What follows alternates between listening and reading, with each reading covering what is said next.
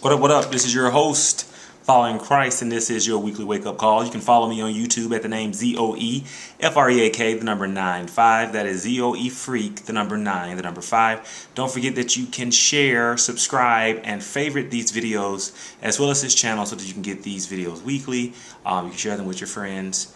And thank you for watching. Don't forget that you can like our page on Facebook at the name Following Jesus Christ. That's on Facebook at the name Following Jesus Christ. And today we want a quick little lesson here on something that is very highly important that I think all of us really need to pay attention to, even myself at times, because none of us are perfect.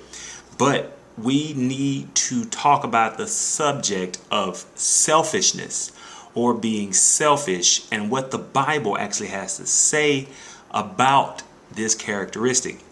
First of all, let's define the word selfish.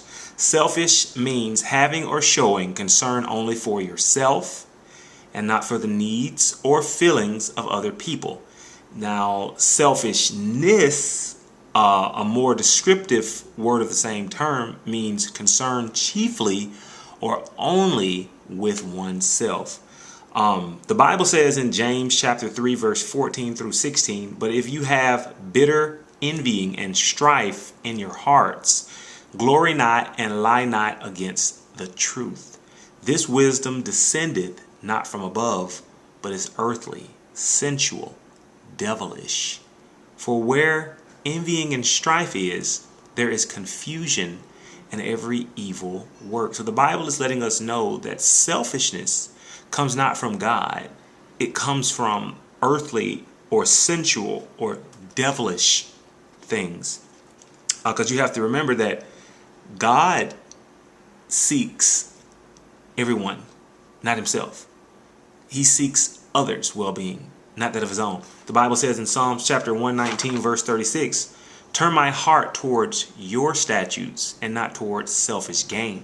So this lets us know that we should be seeking like God seeks, to seek others' well-being and not that of our own.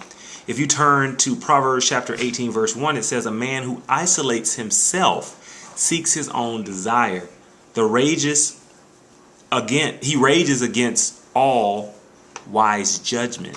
So if you notice one thing about selfish people, they're only seeking themselves and no one else. And the Bible lets you know that when you're isolating yourself in that particular way, it's letting you know that that's not wise. You're not seeking after wise judgment, and you're putting selfish desires and isolating yourself off from other people. It's not a smart thing to do, because we weren't made so that we would even be alone.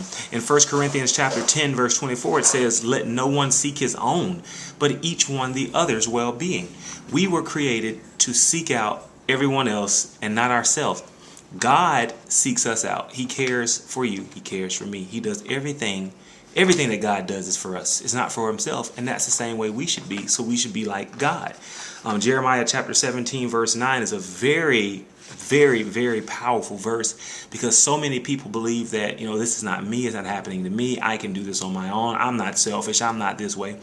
Well, Jeremiah 17 verse 9 says that the heart is deceitful above all things and desperately wicked. Who can know it? So that means that even if you think that you may not have selfish ways, that you probably do, because your heart is deceitful. You don't even know who you really are. Only God does. The Bible says in Proverbs chapter 3 verses 5 through 7 that we should trust in the Lord with all thine heart and lean not into thine own understanding.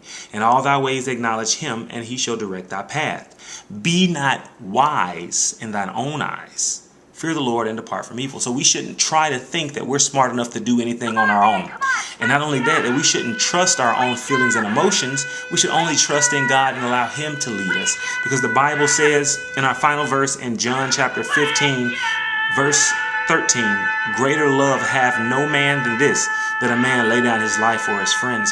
The entire purpose of life is for us to seek others' well-being, to have love for other people, because God first loves us. His love spreads from out of us as long as we're willing to give it to others.